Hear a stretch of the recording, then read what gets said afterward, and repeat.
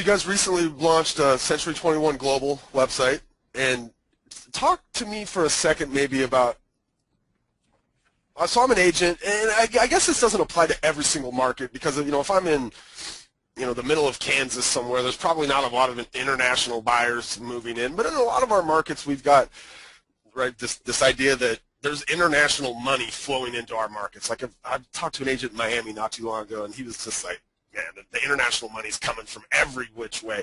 How do you think an agent can position themselves to take advantage of some of the, of this international market that we now live in? Well, it's a great question, and it is an ever-growing part of the industry. Again, going back and saying technology and communication have enabled a global economy. I have watched this as a commercial real estate professional working in the nation's capital for the last 20 years. We've had as someone in that business, in that marketplace, we've had international investors in that market for as long as I can remember, and certainly longer, long before I ever got into the business.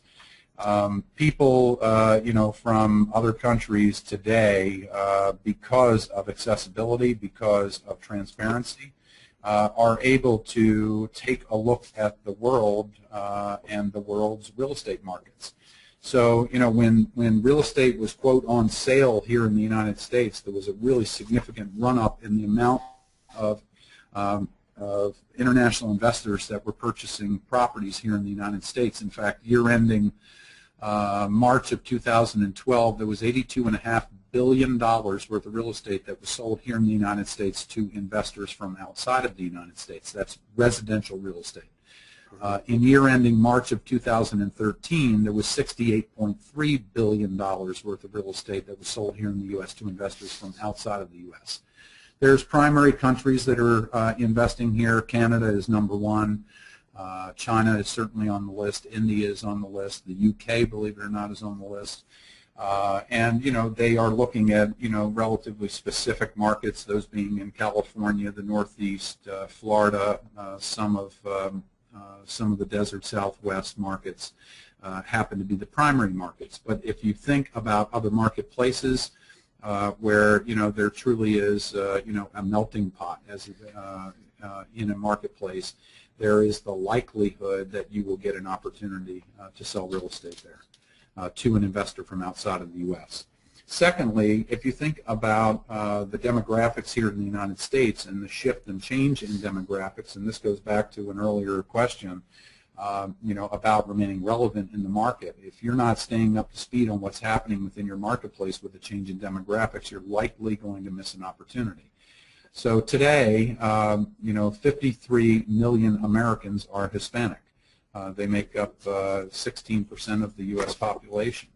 18.5 million Americans are Asian, and they make up a continuing growing segment of our population. The Hispanic population on the other front was the largest contributor to net new household growth in the United States in 2012 over anyone else, over any other demographic in the U.S. And they made up a significant number of first-time home buyers. The reality is, people who are immigrating here to the United States are not aspiring to be renters. They're immigrating here aspiring to be homeowners. So you need to figure out how to get in front of these buyers.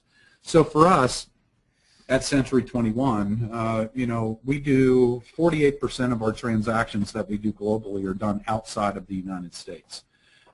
Last year, we completed hundreds of thousands of real estate sales, and I'm speaking specifically sales, not rentals or any other type of transaction.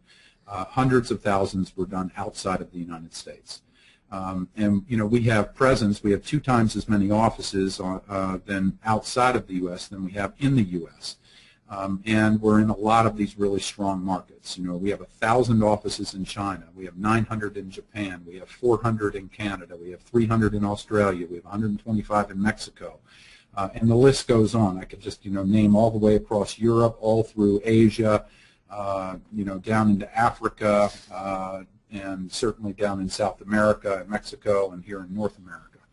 And what we were looking to do was to create an opportunity for the world to view listings that are controlled by Century 21.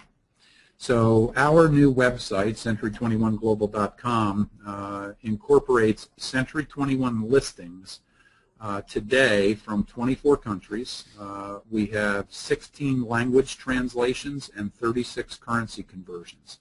Wow. So what that allows the consumer to do, and I'd recommend that those that are on the call check out the website, because if you're in, as an example, if you're in Beijing, China, and you speak Mandarin and you use the currency, the renminbi, you can be having a conversation with someone in Mexico City who speaks Spanish and uses the peso, and you can converse about a particular piece of real estate, and it will convert not only the measurement criteria, square feet to square meters, or yard or acres to hectares. It will also translate the languages from Spanish to Mandarin, Mandarin to Spanish, and the renminbi to the peso.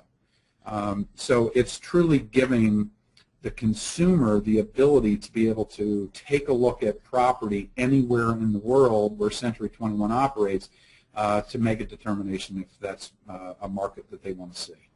Man, I mean, that's a lot of work that went into that website. You guys, you should make a referral to Health and Human Services. I heard they've got a website that needs a little bit of help. You guys, sounds like you've got a couple developers there that know what they're doing. Yeah, I saw the Secretary of HHS interviewed, and I'm glad I wasn't in that hot seat. Yeah, no kidding.